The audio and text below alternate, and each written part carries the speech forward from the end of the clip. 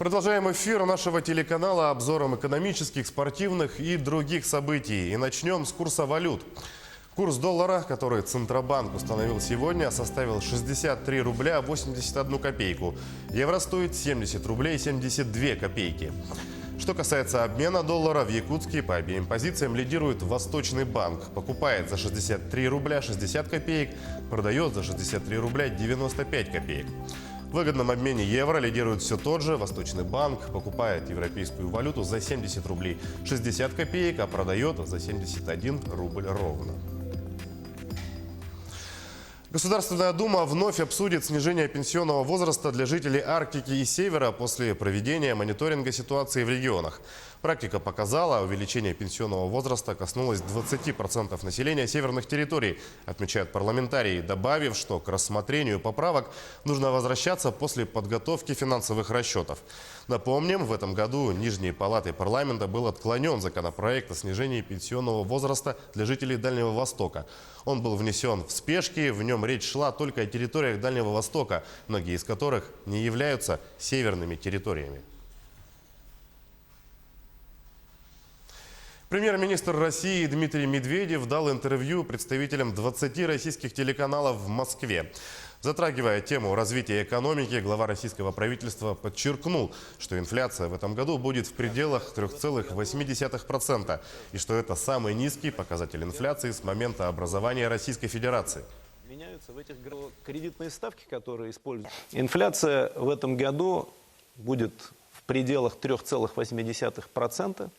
Это самая низкая инфляция за всю историю Российской Федерации с момента образования нашей страны. Но это же не просто цифра, там 3,8, а это на самом деле означает, что цены меняются в этих границах, что кредитные ставки, которые используют банки, должны учитывать реальную инфляцию и, естественно, формирующуюся с учетом этой инфляции ключевую ставку Центрального банка. Она будет ниже. Премьер-министр также говорил о развитии инвестиционных проектов и в целом о развитии экономики российского государства. Для того, чтобы экономика развивалась быстрее, приняли такое решение. По всей вероятности, в ближайшие несколько лет мы направим из ФНБ сумму приблизительно, ну здесь вот пока я говорю осторожно, приблизительно равную 1 триллиону рублей. Триллиону рублей. Это очень большие деньги. И эти деньги будут использоваться для инвестиционных проектов, для развития экономики. Причем не вот просто взяли государственные деньги, куда-то поместили и сидим, ждем, когда все будет хорошо. Нет. Значит, эти деньги должны использоваться так. Вот на 20 копеек или 20 рублей, как угодно можно считать, государственных денег 80 рублей, то есть 80% должно быть привлеченных инвестиций. Российский союз автостраховщиков опроверг информацию о возможном росте тарифов ОСАГО на 30%. Более подробная информация моего коллеги Ивана Лазаренко в рубрике «Новости экономики». Иван, какие изменения произошли со старта реформы? Сергей, приветствую. В Союзе автостраховщиков отметили, что с начала старта реформы в январе этого года средняя премия по ОСАГО снизилась по итогам 11 месяцев в среднем на 5%, но одновременно с этим растут выплаты в среднем на 2,7%. Это новости экономики, в студии Иван Лазаренко. Пенсии неработающих пенсионеров с 1 января 2020 года вырастут на 6,6%. В Пенсионном фонде отметили, что это позволит увеличить ежемесячные выплаты на 1000 рублей. Средний же размер страховой пенсии для неработающих пенсионеров в следующем году составит 16 400 рублей. Отмечается, что у участников и инвалидов Отечественной войны, получающих 2 пенсии и повышенные социальные выплаты, средний доход вырастет до 46,5 тысяч и 39 900 рублей соответственно. Таким образом, с начала нового года индексация пройдет с опережением инфляции. Госдума приняла во втором основном чтении правительственный законопроект об увеличении с 1 января минимального размера оплаты труда до 12 130 рублей. Согласно действующему законодательству, размер МРОТ составляет 11 280 рублей. По оценкам Минтруда, повышение затронет порядка 3,2 миллиона человек, половина из которых заняты в государственных и муниципальных учреждениях. Планируется, что расходы бюджетной системы на реализацию документов в следующем году составят более 20 миллиардов рублей, из которых свыше 5 миллиардов будет выделено из федерального бюджета. Товарооборот Республики Корея с Дальним Востоком составил более 14,5 миллиардов долларов США в первом полугодии 2019 года. В прошлом году этот показатель вплотную приблизился к 25 миллиардам долларов, увеличившись на 29%. На сегодня около 90 корейских компаний ищут торговых партнеров в России. В Агентстве стратегических инициатив, а также в Российско-корейском деловом и инвестиционном совете готовы оказать все возможные содействия развитию российско-корейских отношений. В первую очередь повысить информированность корейского бизнеса об инвестиционных возможностях российских регионов и особенностях ведения бизнеса в России. Правительство России намерено возобновить международный проект «Дети Арктики», запустить программу государственной поддержки оленеводства, чтобы поддержать коренные малочисленные народы Севера. Цель всей этой работы – создать прозрачный механизм участия представителей коренных народов в принятии решений по реализации экономических проектов, если таковые затрагивают их интересы. Якутия вошла в 30-ку лучших регионов России по условиям для бизнеса в 2019 году. Об этом сообщил директор направления «Новый бизнес-агентства стратегических инициатив» Артем Аветисян. По его словам, всего 9 из 11 регионов Дальнего Востока улучшили свои показатели в национальном рейтинге инвестиционного климата регионов России. Отмечается, что в этом году регионы Дальнего Востока выросли в нем больше, чем в среднем по стране.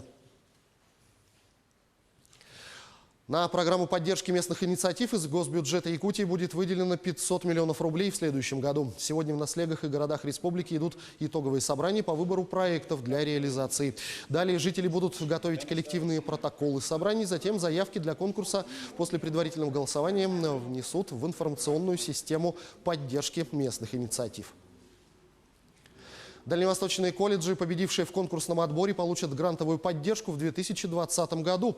В число прошедших конкурсный отбор вошли 18 учебных заведений Якутии, Бурятии, Хабаровского, Приморского, Камчатского и Забайкальского краев, Амурской, Магаданской и Сахалинской областей. Общий объем финансирования составляет 450 миллионов рублей, что в 2 раза больше, чем по результатам предыдущего конкурса грантов.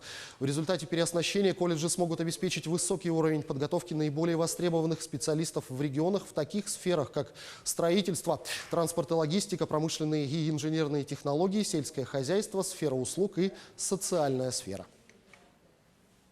На этом у меня все. Оставайтесь в курсе экономических событий на Якутия-24. Сергей, ну а свежая и актуальная информация обязательно появится в следующих выпусках. Я передаю тебе слово. Иван, спасибо. А мы продолжаем выпуск. При Северо-Восточном федеральном университете с сентября этого года начала работу IT-школа Samsung. Якутск стал 25-м городом в России, где начала работу российская штаб-квартира Samsung Electronics. Программа обучения в этой школе одна из самых сложных. Школьники 10-11 классов изучают язык программирования Java, а также разрабатывают мобильные приложения для Android. Ульяна Шагина как раз сейчас находится там. Ульяна, добрый день. Расскажи, чему обучают школьников в IT-школе Samsung.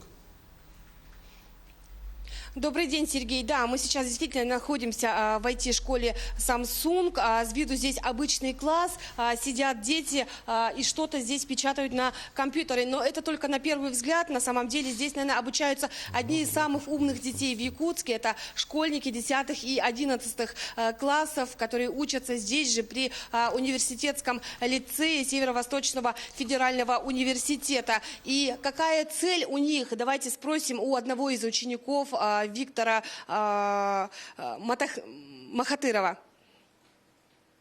Конечно, интересно. Мы как-то получаем новый опыт именно в сфере программирования. Обучаем здесь именно язык Java. Да, очень интересно. Уже какие-то первые результаты есть? Что-то делали уже? На данный момент мы обучаемся именно как структура вообще языка самого, а потом уже будем создавать приложение после первого семестра. Ранее мы участвовали на хакатоне с моим одноклассником Андреем и Игорем. Мы там создали проект и хотим на чтение СУНС выступить с этим проектом.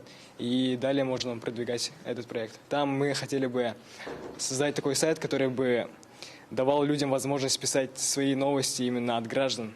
Не кто-то будет печатать, а именно сами граждане. Программа обучения тоже одна из самых сложных в этой школе, так и компьютеры, потому что программа здесь тоже специально от Samsung. Ребята здесь изучают язык программирования Java и также другие спецпрограммы. Обучение только началось, но в скором времени они уже смогут создавать различные приложения для Android-платформы. Сегодня в России подобные IT-школы Samsung открылись в более чем 20 городах России. Отзывы про них только положительные. Многие из приложений, которые создают школьники на этих курсах, мы используем в повседневной нашей жизни. К примеру, мобильный помощник водителя или различные какие-нибудь игры, а также Guitar Hero. Это одна из знаменитых игр, более 100 тысяч скачиваний в Play Market. На самом деле примеров таких очень много. Думаю, и наши якутские школьники в скором времени создадут что-то подобное и об их приложении услышат не только в России, но и во всем мире. Сергей, у меня все. Ульяна, спасибо. Я напомню, Ульяна Шагина рассказала о том, чему учат в IT-школе Samsung в городе Якутске. В Нерюнгринском районе полиция поймала мужчину, подозреваемого в краже телевизора. В полицию Нерюнгринского района обратился хозяин техники, который рассказал, что телевизор украли прямо из квартиры. Подробности моего коллеги Юрия Осипова. Юрий, приветствую. Расскажи, кто же оказался вором? Сергей, здравствуй. Да, вором оказался 30-летний, ранее уже судимый местный житель. Как оказалось, таким странным способом он пытался заставить знакомого вернуть ему долг. Но ему это не удалось, у него не только изъяли похищенный телевизор, но и возбудили уголовное дело. Здравствуйте, в эфире обзор чрезвычайных происшествий, в студии Юрий Осипов. Начнем с происшествий в нашем регионе. В Якутии задержали мужчину, подозреваемого в вымогательстве. Следователи МВД в Мирнинском районе возбудили уголовное дело в отношении 30-летнего жителя поселка Айхал за вымогательство в крупном размере с применением насилия. Немногим ранее в полицию обратился 55-летний житель поселка. Он сообщил, что неоднократно судимый земляк под надуманным предлогом вынуждает его продать однокомнатную квартиру за 700 тысяч рублей и передать деньги ему. При этом злоумышленник применяет насилие и угрожает расправой. После обращения подозреваемый пытался скрыться за пределами района, но был установлен и задержан. В настоящее время он водворен в следственный изолятор. Нерюнгринские полицейские задержали мужчину, находящегося в федеральном розыске. Он был задержан на территории Читинской области Забайкальского края. 26-летний безработный мужчина, скрывавшийся от следственных органов, подозревается в нарушении правил дорожного движения, повлекшем по неосторожности причинения тяжкого вреда здоровью человека. В настоящее время в его отношении избрана мера пресечения в виде подписки о невыезде. В Якутии возбудили уголовное дело за незаконную добычу бурого угля на сумму свыше 52 миллионов рублей. Оперативники установили, что организация в лице своего руководителя заключила ряд договоров на поставку бурого угля, не имея на то соответствующей лицензии, и затем в течение 4 месяцев занималась незаконной добычей и поставкой полезного ископаемого. Уголовное дело по статье «Незаконное предпринимательство, сопряженное с извлечением дохода в особо крупном размере», возбудили в отношении 44-летнего руководителя организации. В отношении жительницы поселка Жатай возбудили уголовное дело за повторное нарушение закона в сфере алкогольного законодательства. По сообщению МВД, участковые не раз привлекали ее к административной ответственности, но все предупреждения полицейских ею игнорировались. В конечном итоге в отношении 49-летней женщины возбудили уголовное дело. И снова алкоголь, но на этот раз не продажа, а употребление. Женщина, выпив, села за руль. Выяснилось, что уже не в первый раз. Как сообщает прокуратура Якутии, 40-летнюю жительницу Якутска в июне прошлого года оштрафовали на 15 тысяч рублей и лишили прав на 1,5 года. Несмотря на это, в июле этого года она снова села пьяной за руль. Ее задержали. Она отказалась проходить медицинское освидетельствование. На этот раз в ее отношении возбудили уголовное дело. Во время судебного заседания она полностью признала свою вину. Подсудимой назначили штраф 200 тысяч рублей и лишили прав на 1,5 года. Перейдем к происшествиям в мире. В Колумбии продолжаются массовые антиправительственные протесты. В марше по улицам Боготы в среду, по официальным данным, приняли участие 40 тысяч человек. Подробности в следующем материале рассказывает Татьяна Гамозова. Десятки тысяч человек вышли в среду на улицы Богаты, чтобы принять участие во всеобщей забастовке. Это уже третья национальная акция, которую организовали профсоюзы. Требования демонстрантов разнообразны. Они хотят, чтобы власти делали больше для предотвращения убийств правозащитников, снизили налоги для бизнеса, поддержали бывших боевиков ФАРК, сложивших оружие по соглашению с правительством, защитили национальные меньшинства. Сообщество коренных народов присоединяется к стачке, потому что цинизм и неуважение в отношении нас продолжается, как и при любом другом правительстве. Люди устали от политиков. Власти ведут себя, будто это их собственная фирма. Коррумпированные бандиты, преступники. Демонстранты также обвиняют полицию в излишнем применении силы и призывают распустить подразделения, работающие на протестах. В ноябре массовые выступления не раз выливались в беспорядки, в которых погибли по меньшей мере 5 человек. Изначально возмущение колумбийцев вызвали возможные пенсионная и трудовая реформы. Об их подготовке писали местные СМИ. В частности, сообщалось о грядущем повышении пенсионного возраста и уменьшении зарплат для молодежи. Президент Иван Дуке, однако, заявил, что таких планов нет, и выразил готовность обсудить кризис. Но переговоры пока не увенчались успехом.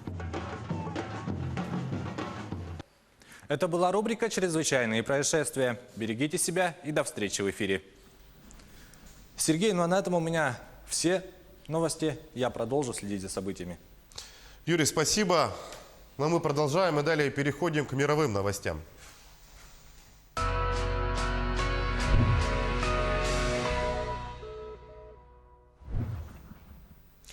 Космический зонд НАСА, вращающийся вокруг Солнца, позволил ученым сделать несколько открытий, но одновременно поставил перед ними еще ряд вопросов. Подробности у Романа Чурикова. Как именно образуется солнечный ветер, как устроено магнитное поле нашей звезды и куда пропадают кометы? Это лишь часть вопросов, ответы на которые помог найти зонд Parker Solar Probe. Аппарат, запущенный 2 года назад, долетел до нашего светила и смог приблизиться к нему на рекордное расстояние. И, как говорят в НАСА, уже начал менять представление ученых о центре нашей системы.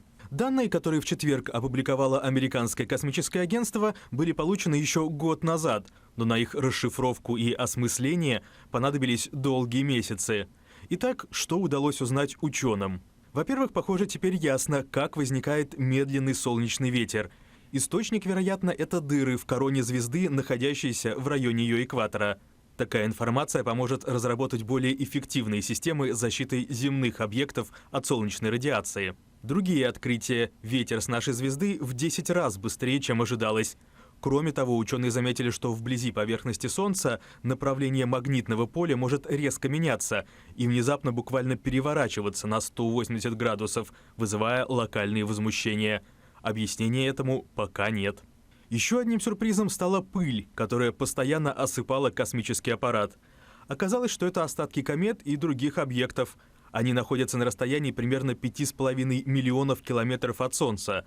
Далее чистая зона, где все сразу же испаряется.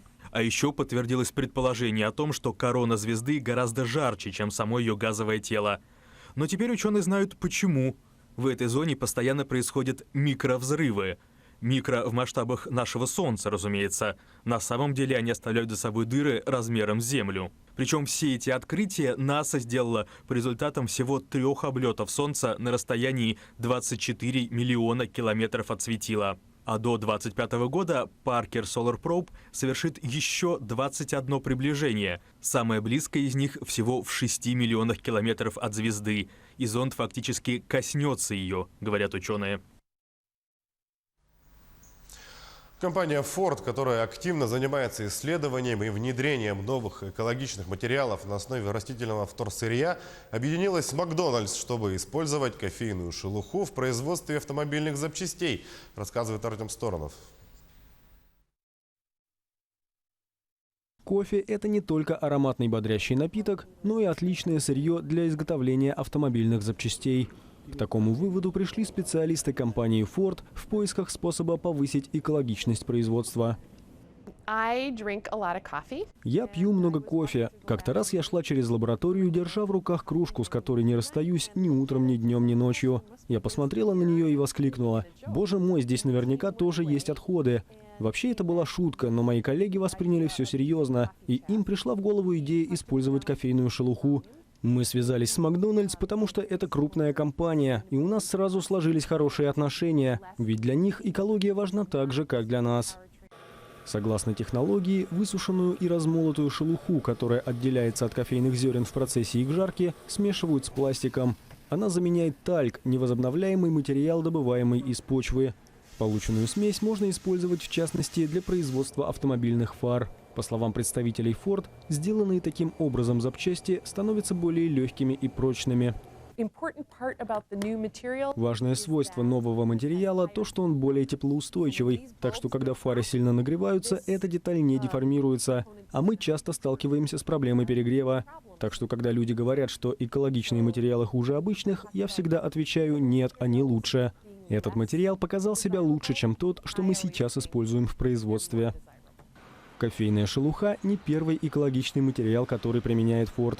В частности, компания делает подушки для кресел из соевого волокна и различные элементы отделки салона с использованием кокосового, пшеничного и томатного вторсырья.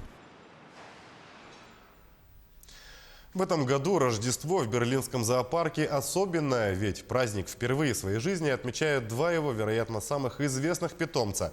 Это родившиеся в конце августа близнецы большой панды. Для трехмесячных малышей по случаю наступающего торжества даже специально украсили вольер. Как говорят в зоосаду, они прекрасно себя чувствуют, набирают вес, и у них здоровый аппетит. Они еще не научились ходить, но уже приподнимаются на лапках. Их мама, 6-летняя Мэн-Мэн, также чувствует себя прекрасно, хоть и находится сейчас на особом контроле у ветеринаров. Дело в том, что близнецы рождаются у панд крайне редко, а даже если это и происходит, самка выкармливает только одного из них.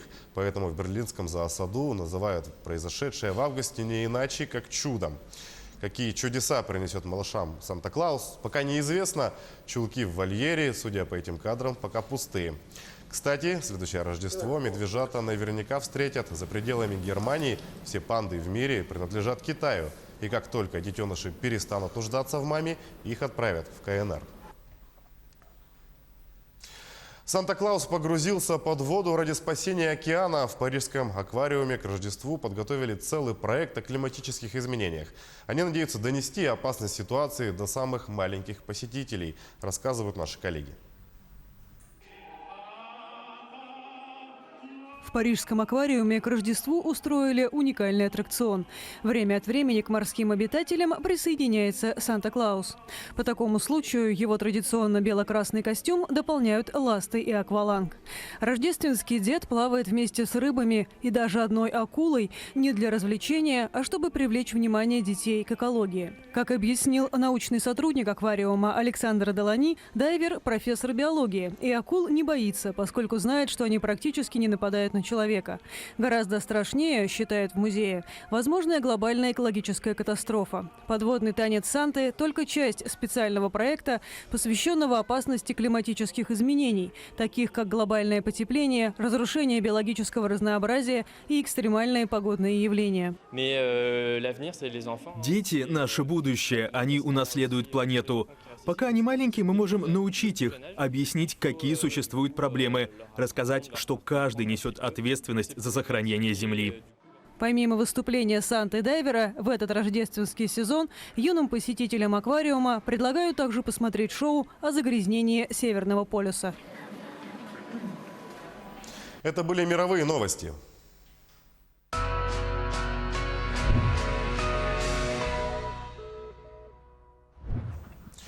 Идем далее. В Нерюнгри управляющий совет школы номер 3 негодует. Дело все в том, что районные власти задумали так называемую реорганизацию данной школы. Средняя общеобразовательная школа номер 3 была построена в 1977 году. Это одна из первых школ города. Почему и чем возмущены родители, из каких соображений хотят провести данную реформу? Прямо сейчас об этом расскажут наши нерюнгринские коллеги. Екатерина, вы в прямом эфире. Ждем от вас подробностей.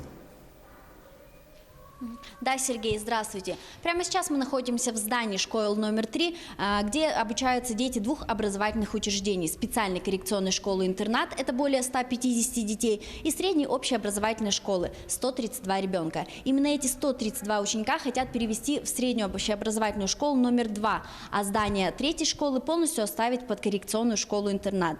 Рядом со мной сейчас находится член управляющего совета школы номер 3, руководитель Аксинья Луценко. Аксинья Борисовна, скажите, пожалуйста, чем вы возмущены и почему? Мы крайне возмущены, родительская общественность школы, крайне возмущены предстоящей реорганизацией. То есть основная проблема, которая возникает, это транспортная доступность, потому что до второй школы расстояние взрослого человека будет пройдено за 25 минут. То есть, естественно, дети с рюкзаками, в наших суровых климатических условиях, естественно, будут добираться дольше. Кроме того, не берется во внимание аспект психологический. То есть у нас нет на сегодня уверенности, что наших детей примут там с распростертыми объятиями. Мы не уверены в том, что нашим детям будет там комфортно. Кроме того, то, что нам говорят сейчас о якобы низком качестве образования в нашей третьей школе, то мы, как родители, считаем, что качество нас вполне устраивает. В противном случае дети бы здесь уже просто не учились. И, конечно, нас волнует вопрос сохранения нашего класса, дружного класса, потому что было очень много сил положено на то, чтобы сделать этот класс таким. И, конечно, будет очень жаль. Я сама закончила эту школу третью и должна с гордостью сказать, что выросли мы, в общем-то, неплохими людьми, получили достойное образование. И, конечно, кроме того, я считаю такое решение районной администрации недальновидным, поскольку уже в 2020 году начнется застройка многоквартирными жилыми домами каменными в районе третьей школы. То есть фактически весь жилой квартал просто оставляют без школы. Нам просто очень жалко своих детей. И, конечно, мы очень просим оставить третью школу в том состоянии, в котором она есть сегодня. Спасибо большое, Аксинья Борисовна. Чтобы узнать намерение управления образованием Нерюнгринского района, мы также поговорили с его начальником Ольгой Вициной. Вот что она нам сказала. На сегодняшний день в третьей школе обучается 132 ребенка.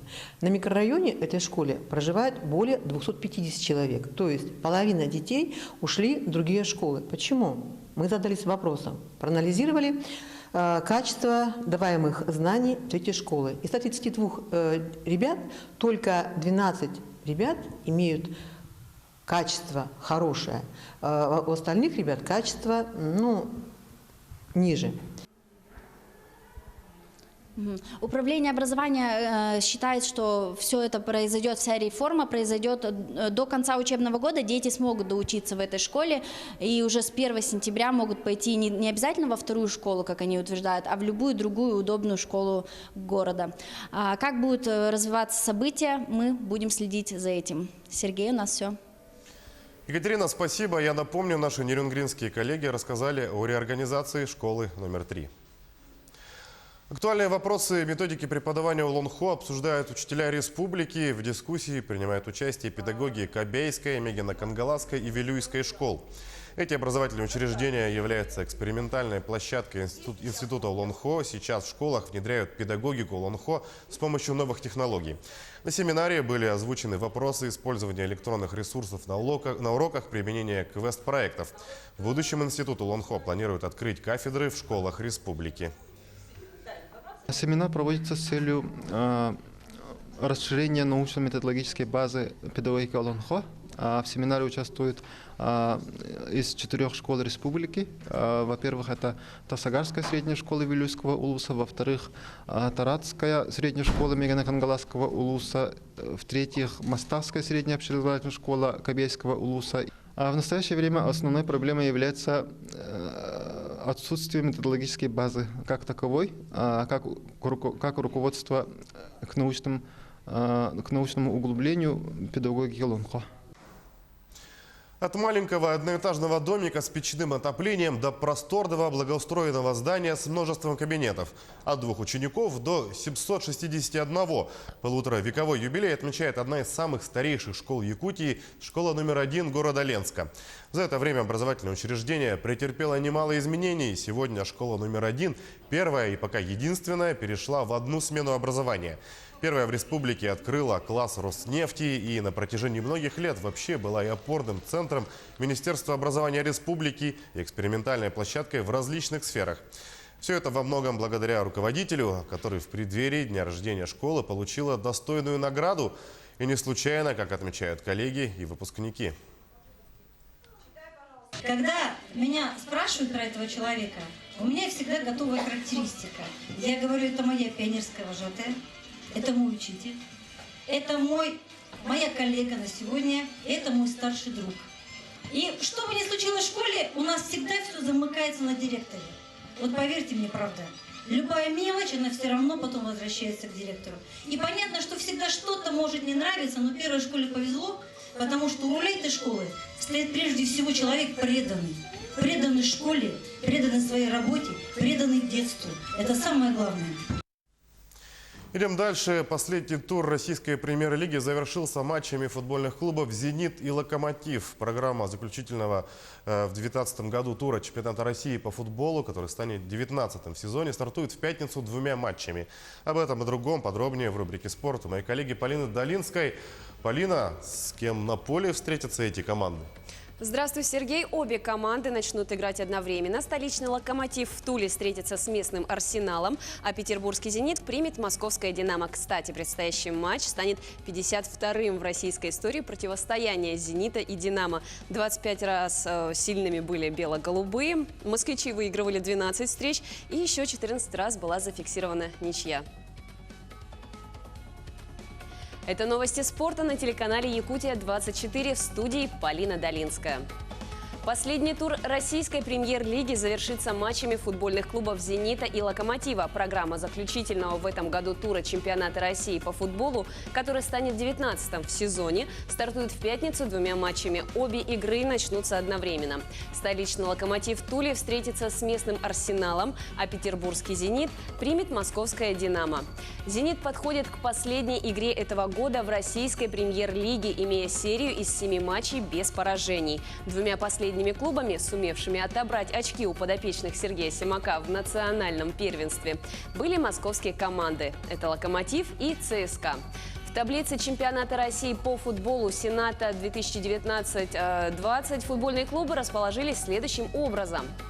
Лидирующее положение занимают команда «Зенит». Лидирующее положение занимает команда «Зенит», имея в своем активе 42 балла после 18 игр. За ним следом идут футбольные клубы «Локомотив» и «Краснодар», имея в равном количестве по 34 балла после 18 встреч. Завершает пятерку лидеров «Ростов» после 18 игр, набравший 31 балл. На последней 16-й строчке футболисты клуба «Сочи», в активе которых 14 очков после 17 встреч.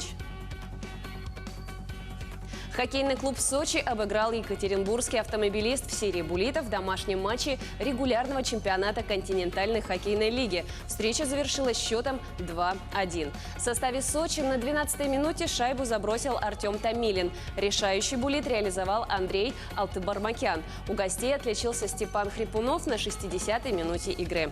После 36 матчей «Сочи» занимает 9-е место в турнирной таблице Западной конференции, набрав 34 очка. «Автомобилист» идет 5-м на Востоке с 41 баллом после 34 встреч. В следующем матче «Сочи» 7 декабря примет Нур-Султанский «Барыс». «Автомобилист» в этот же день сыграет дома с рижским «Динамо». Баскетбольный клуб ЦСКА победил литовский «Žalgiris» в овертайме со счетом 82-80 в матче 12-го тура регионального чемпионата Евролиги. Самым результативным игроком встречи в команде проигравших стал американский атакующий защитник Томас Уолкап, набравший 19 очков. Дабл-дабл из 10 очков и 10 подборов оформил австралийский форвард гостей Джок Лэндell. ЦСКА занимает 4-ю строчку в турнирной таблице, имея в активе 8 побед в 12 матчах. «Žalgiris» идет на предпоследнем, 17-м месте, одержав 3 победы и потерпев 9 поражений. В следующем матче ЦСКА сыграет 12 декабря на выезде с израильским «Макаби» из Тель-Авива. «Žalgiris» днем позднее на домашней площадке встретится с испанской «Валенсией». Российские фигуристы Александра Байкова и Дмитрий Козловский заняли второе место после короткой программы в соревнованиях спортивных пар в финале серии Гран-при. Фигуристка Усачева идет второй после короткой программы в финале юниорского Гран-при.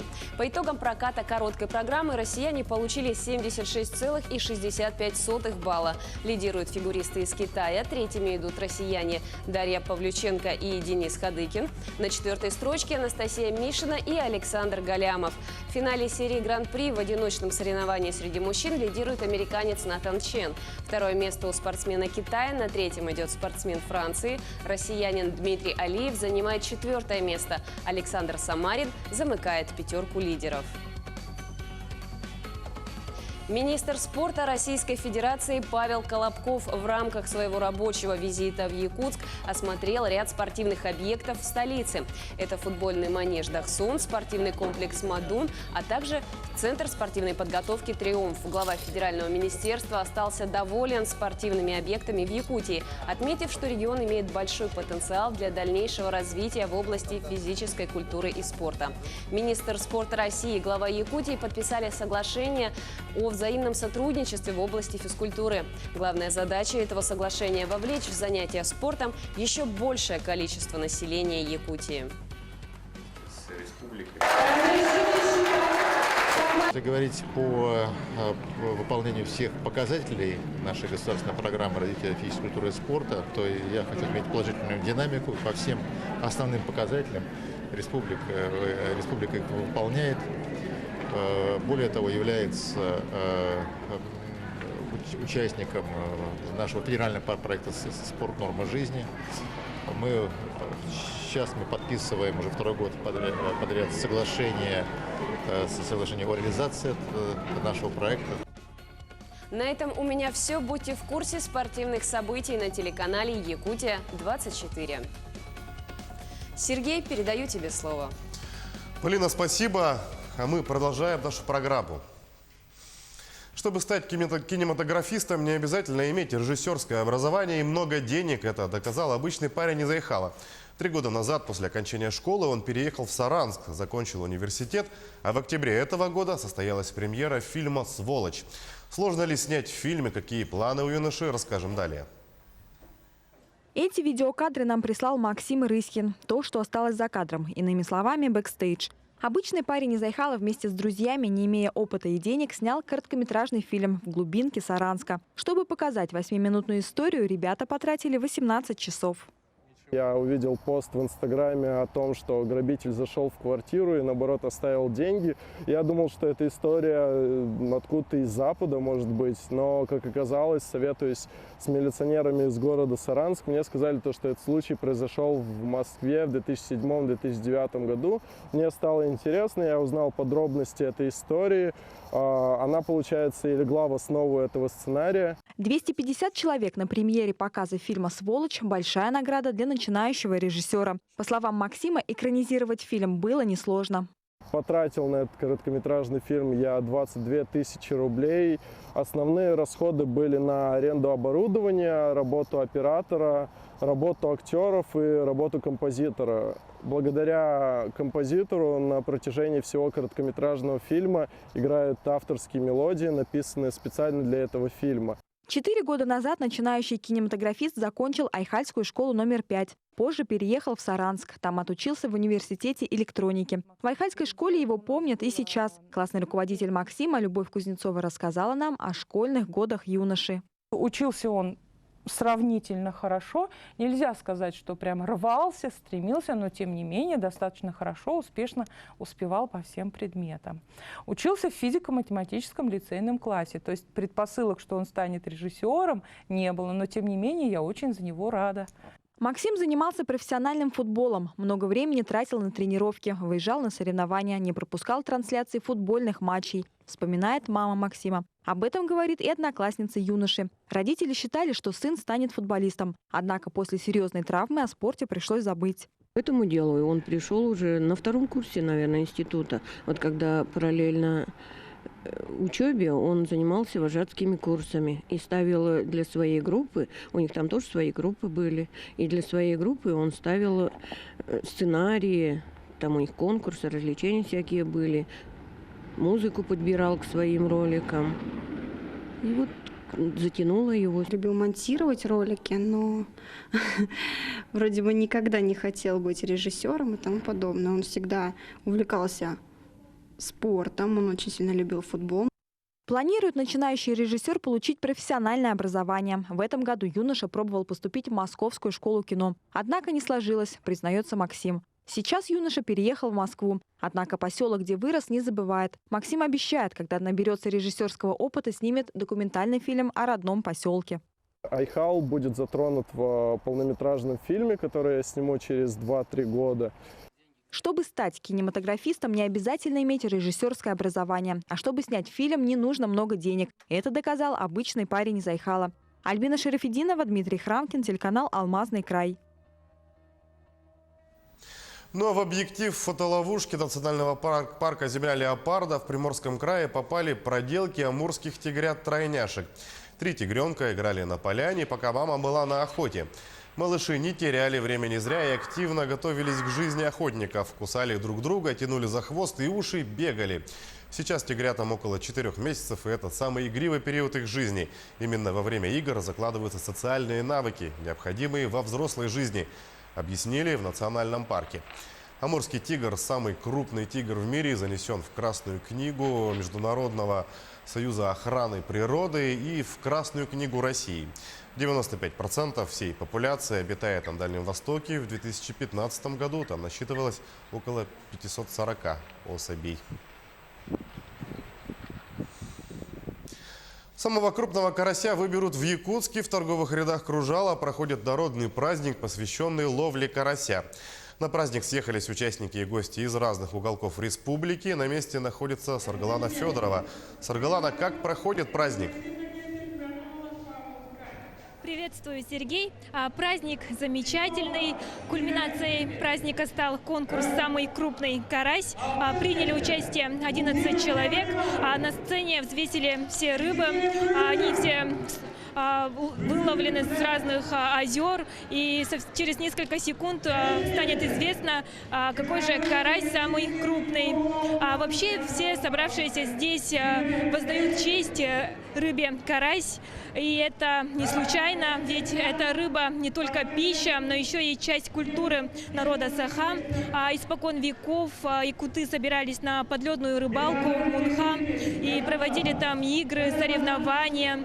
В годы войны, когда не было еды, именно эта рыба помогла народу выжить.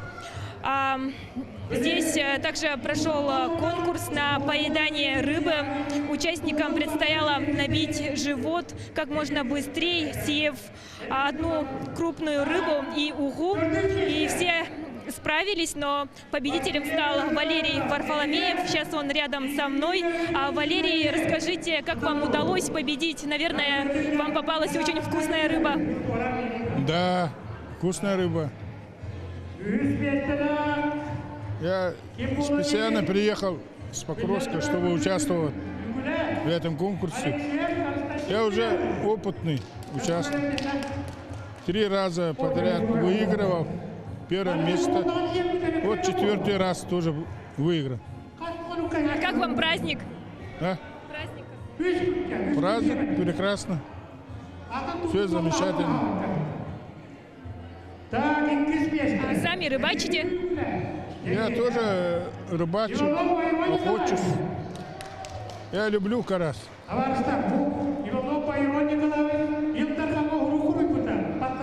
А какие были условия конкурса? Не понял. Условия конкурса, чтобы быстро съесть и это чисто, чтобы. Здесь можно посмотреть выставку народных мастеров Якутии, также приобрести сельхозпродукцию, свежемороженую рыбу, ножи якутские, сувениры и многое другое. Сергей? Саргалана, спасибо. Я напомню, Саргалана Федорова рассказала о празднике карася в торговых рядах Кружала в Якутске. Праздники приближаются, резонно встает вопрос, какую елку выбрать в качестве новогоднего дерева – живую или искусственную. В чем преимущество елки, принесенной из леса, перед той, что стоит на рынке, и каких хвойных красавиц предпочитают жители Алмазной провинции. В тонкостях разбиралась Ксения Журавлева. Меньше месяца осталось до Нового года. Вокруг мишура, гирлянды и сладкие подарки. Самое время задуматься о покупке главного символа праздника – новогодней елки. А вот какой она будет, живой или искусственной, каждый решает сам. Ну, вы знаете, уже давно ставлю искусственную, поскольку надо природу беречь. Елка должна быть вообще настоящей. Она более красивая. Живую предпочитаем, потому что и запах, и лес, и все на свете. Но ставим-то все равно искусственную.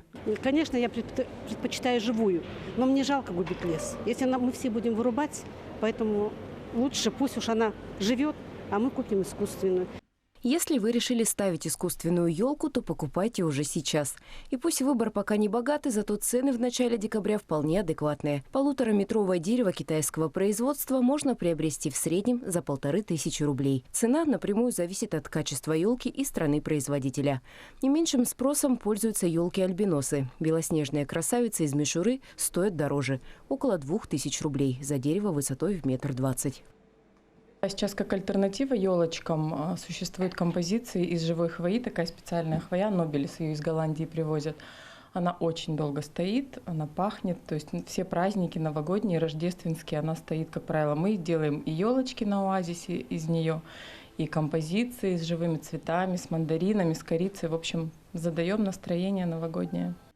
Несмотря на богатый выбор искусственных елок и моду, которую диктуют дизайнеры, многие отдают предпочтение живым смоленисто-душистым красавицам. Но вот беда – организованных елочных ярмарок в Алмазной провинции нет. Приобрести хвойное дерево можно только путем законной вырубки. За этим следят ответственные службы. Сотрудники Ленского лесничества проводят рейды по тайге и штрафуют нерадивых граждан. Перед Новым годом проводятся патрульно-рейдовые мероприятия по проверке лесозаготовителей, которые должны заниматься заготовкой елок. Елки у нас можно выписывать по договорам купли-продажи, которые оформляются в городском участковом лесничестве, в Витимском участковом лесничестве, в Ньюйском участковом лесничестве. То есть там, где есть населенные пункты. Ближе к празднику все определятся с выбором. Кто-то выберет новомодную искусственную елку, кто-то душистую живую. Обладателям и тех, и других дают советы экологи. Искусственные елки необходимо менять как можно реже. Хотя и живая ель, выброшенная после гуляний, навредит окружающей среде не меньше. А если искусственной елки у вас нет и живую срубать жалко, идите по творческому пути. Сделайте ее из подручных средств. В ход может пойти все – бумага, фотографии, книги, шишки, гирлянды и мягкие игрушки. Нестандартные елки набирают все большую популярность. Ксения Журавлева, Альбина Шарафетдинова, Дмитрий Храмкин, Анатолий Гуськов. Телеканал «Алмазный край». И в завершении о погоде в крупных городах Якутии. В Алдании минус 26 градусов, ветер 5 метров в секунду. В Ленске чуть холоднее, минус 28, ветер, переменная облачность в Мирном, там минус 40 градусов, ветер 1 метр в секунду. В Нерюнгре минус 22, ветер 5 метров в секунду, облачно. И в столице Якутии минус 38, переменная облачность, ветер 3 метра в секунду и без осадков. На этом пока все. До встречи в эфире.